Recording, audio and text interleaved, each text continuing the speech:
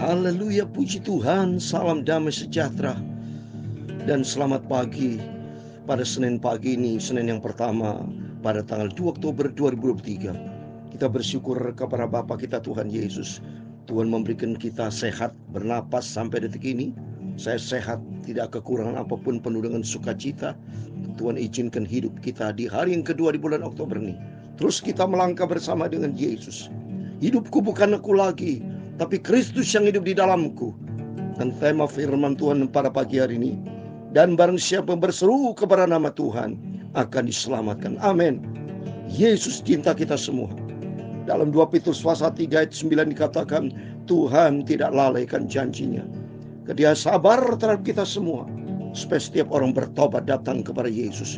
Tuhan tidak mau seorang pun binasa, tapi Tuhan mau supaya setiap orang diselamatkan. Karena nanti kelak yang sudah saya sampaikan firman Tuhan tadi malam, hari Tuhan yang besar dan dahsyat itu akan menimpa bumi, akan menimpa mereka-mereka fasik yang tidak takut akan Tuhan, yang hidupnya berdosa, tidak pernah bertobat, nanti akan terima konsekuensi hidup.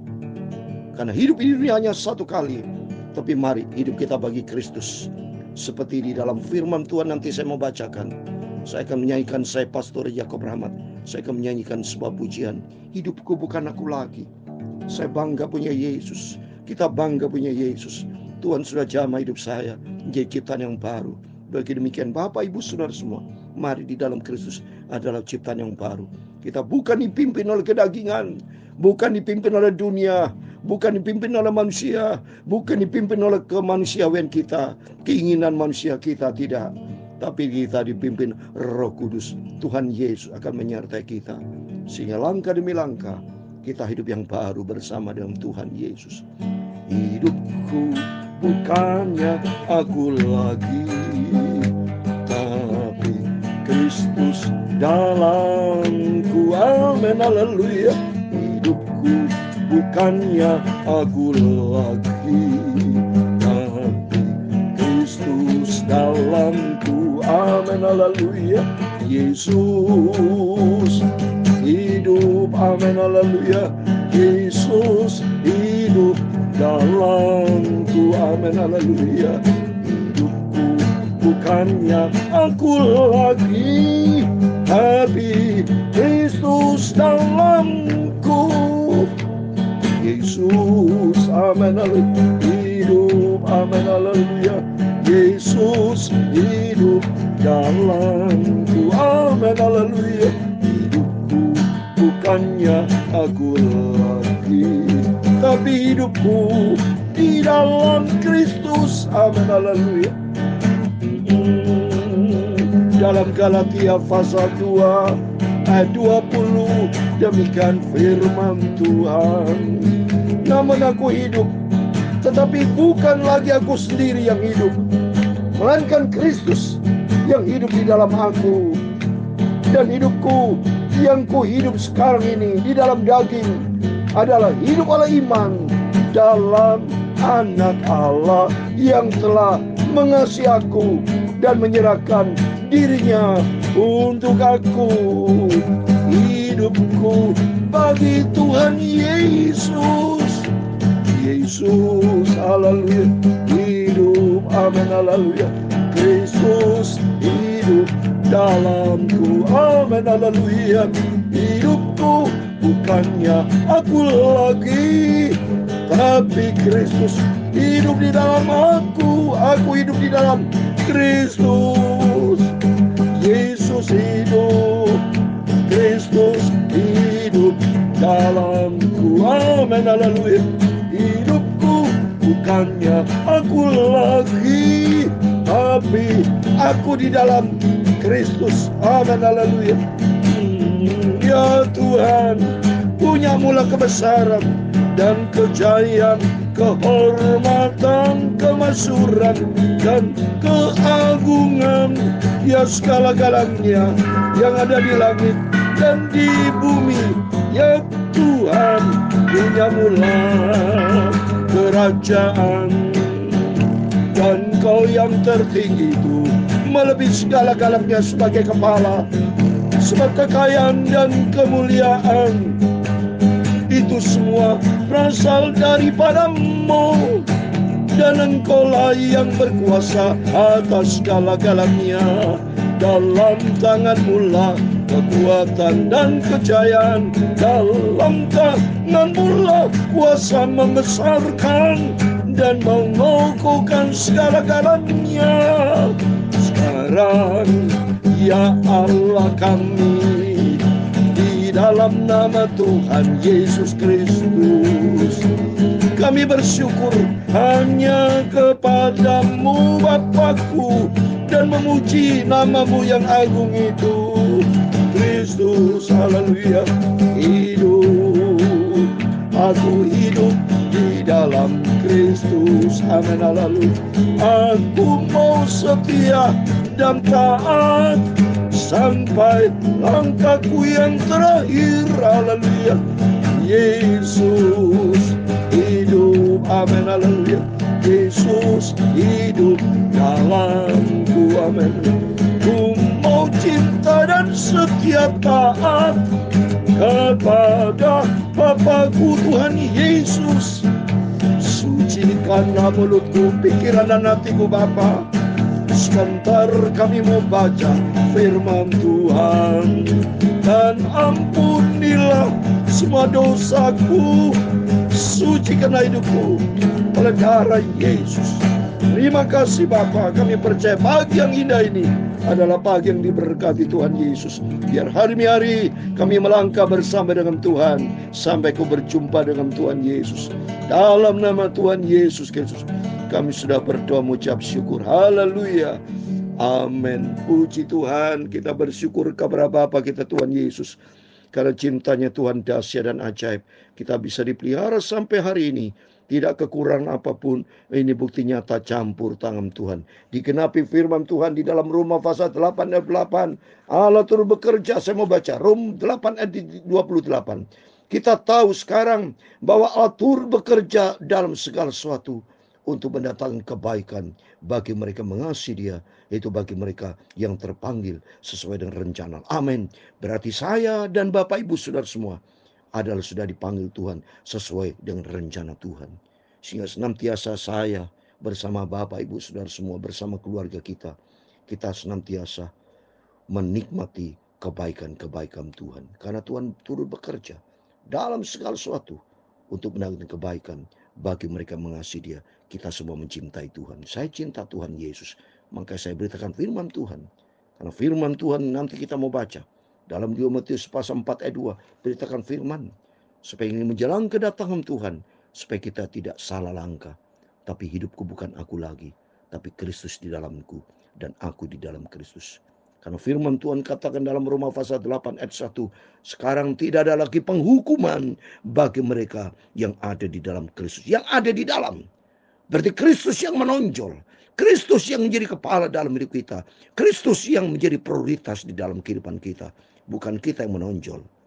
Bukan ego kita. Bukan kehebatan kita. Tidak. Tapi Kristus yang terutama di atas segala-galanya. Amin. Mari kita kembali firman Tuhan.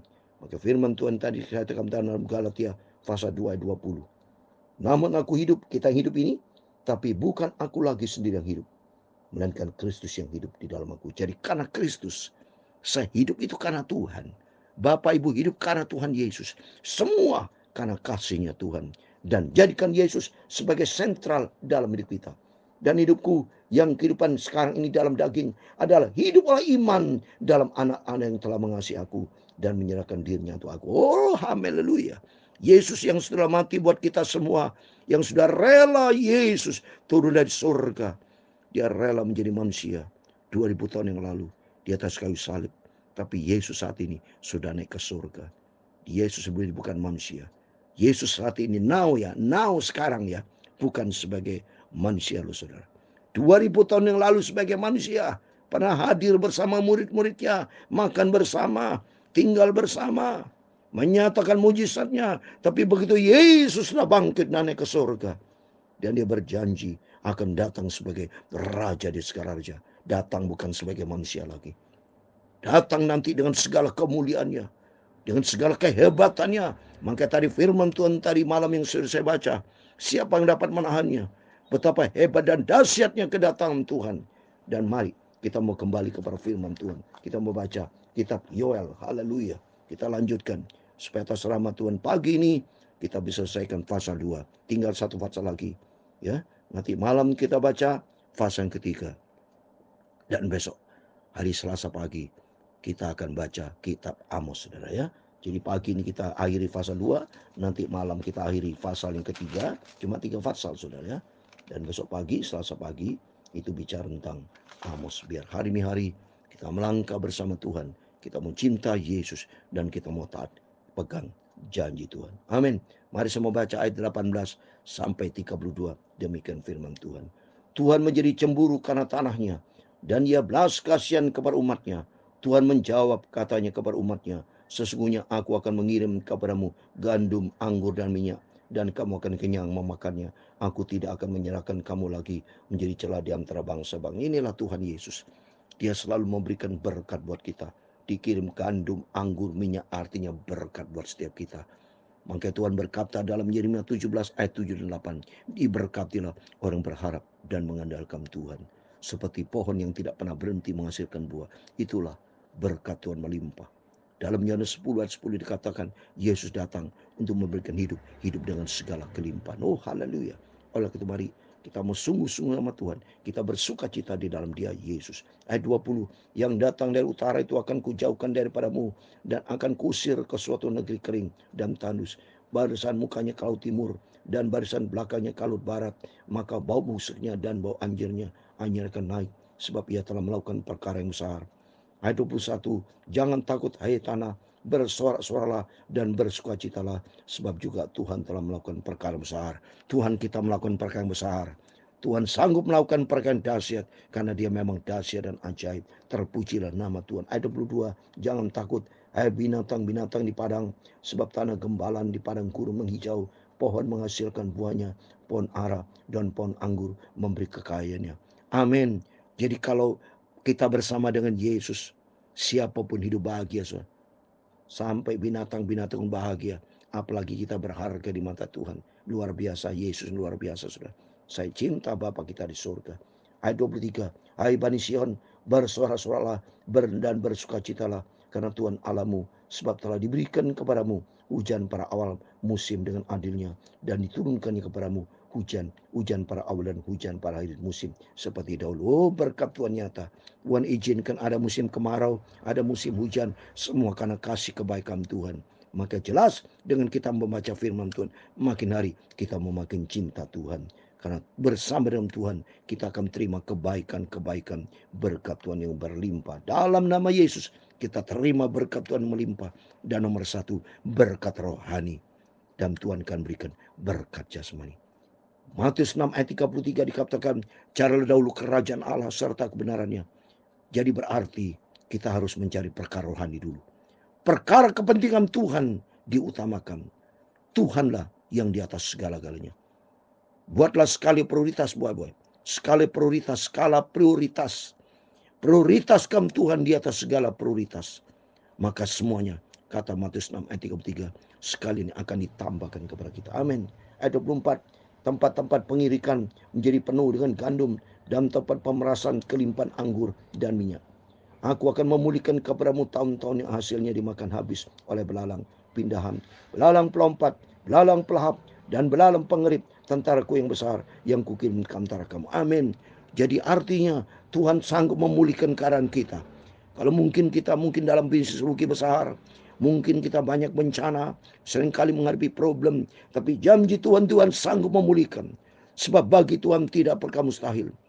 Dalam Ayub 42 ayat 2 dikatakan, aku tahu engkau sanggup melakukan segala sesuatu, dan rencana Tuhan tidak pernah gagal asal kita mau bertobat. Itu penting.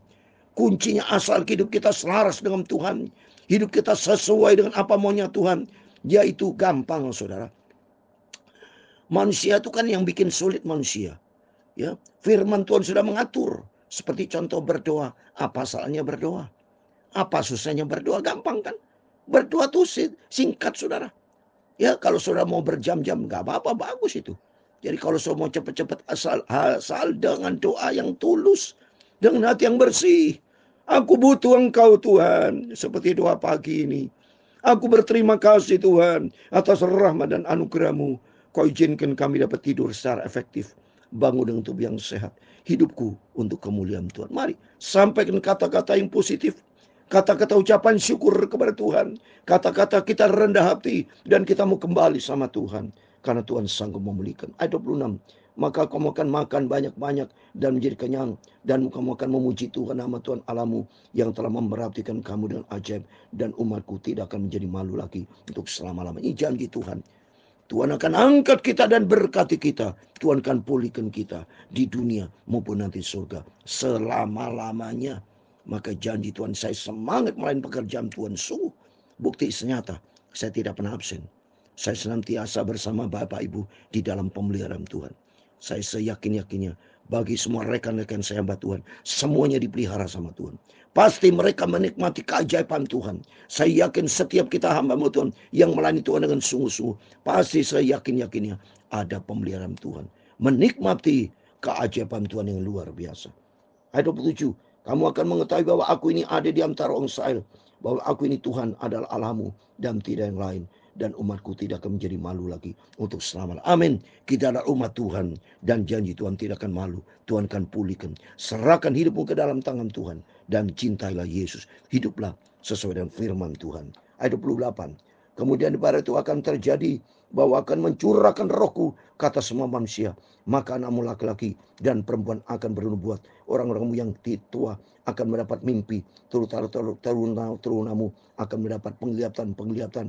Ayat 29. Juga ke atas hamba-hambamu laki-laki dan perempuan akan kucurahkan rohku pada hari-hari itu. Luar biasa. Janji Tuhan menjelang kedatangan Tuhan dahsyat. Menjelang hari yang besar dan mulia itu, Tuhan akan mencurahkan Roh Kudus buat setiap anak laki dan perempuan, buat setiap kita. Minta sama Tuhan. Karena janji Tuhan dalam Lukas pasal 11 ayat 13, Tuhan akan mencurahkan Roh Kudus bagi kita yang memintanya. Coba saya mau baca. Lukas pasal 11 ayat 13. Jadi jika kamu yang jahat tahu memberi pemberian yang baik kepada anak-anakmu, apalagi Bapa yang di surga, Ia akan memberikan Roh Kudus kepada mereka yang meminta kepadanya. Janji Tuhan, Tuhan akan berikan Roh Kudus. Tapi kita meresponi, kita bukti kita butuh Roh Kudus. Kita minta sama Tuhan sikap yang rendah hati. Itu maksudnya Tuhan, maunya Tuhan. Tuhan akan mencurahkan, memberikan Roh Kudus kepada mereka mintanya. Jadi Tuhan mau ngetes kita rendah hati enggak? Kalau kita tidak rendah hati, tidak perlu minta-mintakan Tuhan janji. Itu udah rendah hati, saudara. Tapi mari kita rendah hati dan Tuhan. Roh Kudus bukan milik kita. Roh Kudus roh milik Tuhan. Berkat itu bukan milik kita. Berkat itu milik Tuhan. Hidup ini bukan milik kita. Semuanya bukan milik kita. Semuanya milik Tuhan. Dan kalau semua milik Tuhan, mari kita datang kepada Yesus. Kita musuh sama Tuhan. Karena janji Tuhan ayat 30 sampai 32. Aku akan mengadakan mujizat-mujizat di langit dan di bumi. Darah dan api, gumpalan asap. Matahari akan berubah menjadi gelap gulita dan bulan menjadi darah sebelum datangnya hari Tuhan yang hebat dan dahsyat. Luar biasa.